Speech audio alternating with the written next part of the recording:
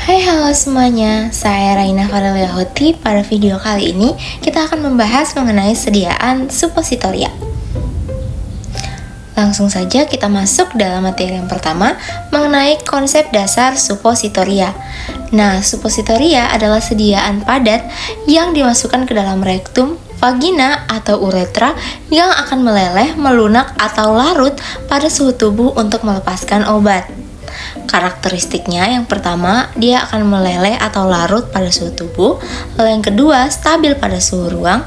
Yang ketiga, bentuk dan ukurannya sesuai rute, yaitu rektal, vaginal, dan uretra. Lalu tidak mengiritasi mukosa.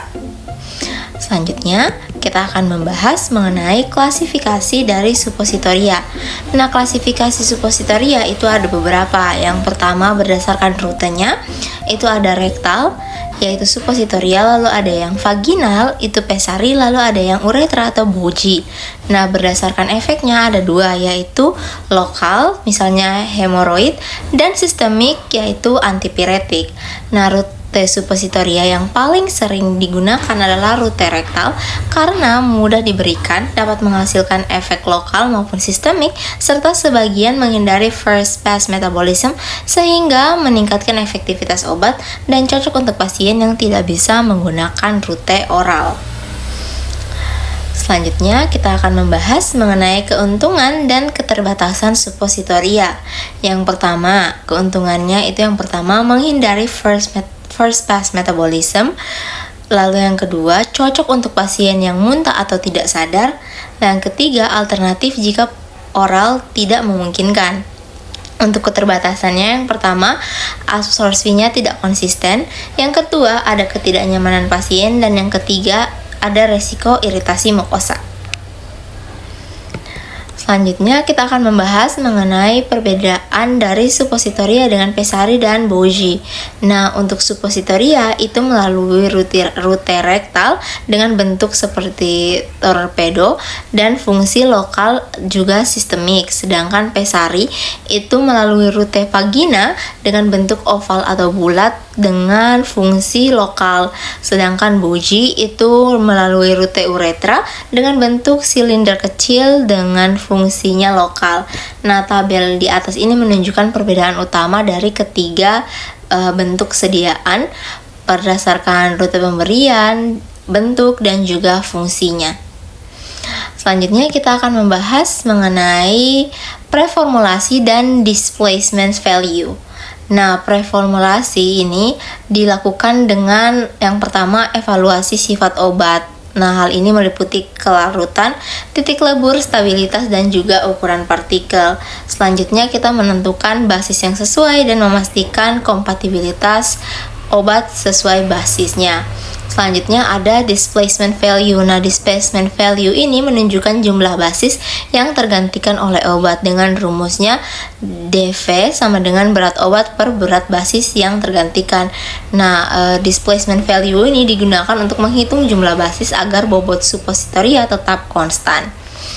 Selanjutnya kita akan membahas mengenai basis suppositoria. Nah, basis suppositoria itu ada 3. Yang pertama, basis lemak. Contohnya ada oleum kakao dengan sifat yang meleleh pada suhu tubuh dan tidak larut air. Kelebihannya cepat meleleh, kekurangannya mudah tengik dan polimorfisme. Selanjutnya ada basis larut air, contohnya PEG atau polyethylene glycol dengan sifat larut dalam cairan tubuh. Kelebihannya stabil, dengan kekurangannya dapat menyebabkan iritasi. Lalu yang ketiga atau yang terakhir ada campuran lemak dan emulgator, yaitu basis emulsi yang meningkatkan pelepasan obat. Selanjutnya kita akan membahas mengenai metode pembuatan suppositoria. Nah, metode pembuatan suppositoria ini terbagi menjadi 3. Yang pertama ada metode peleburan atau fusion.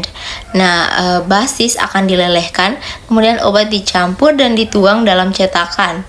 Nah, metode ini adalah metode yang paling umum digunakan. Yang kedua ada metode kompresi atau compression. Nah, campuran ditekan dalam cetakan tanpa pemanasan. Metode ini cocok untuk bahan yang sensitif terhadap panas. Lalu yang ketiga atau yang terakhir itu hand rolling. Metode ini dilakukan dengan digulung manual. Nah, digunakan untuk produksi skala kecil.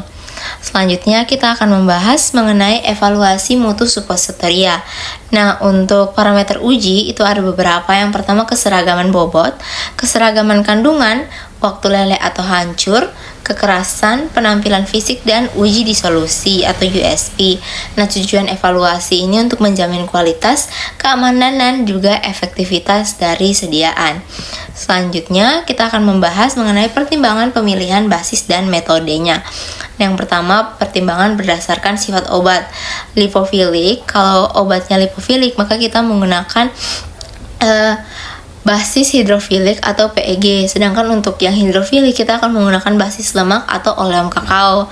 Nah, selanjutnya berdasarkan stabilitasnya, jika sensitif panas kita akan menggunakan metode kompresi. Sedangkan jika stabil panas maka akan digunakan metode peleburan. Selanjutnya berdasarkan tujuan terapi. Nah, untuk efek cepat kita akan menggunakan basis lemak, sedangkan untuk pelepasan lambat kita akan menggunakan basis PEG. Selanjutnya kita akan membahas mengenai masalah umum dan solusi dalam sediaan supositoria.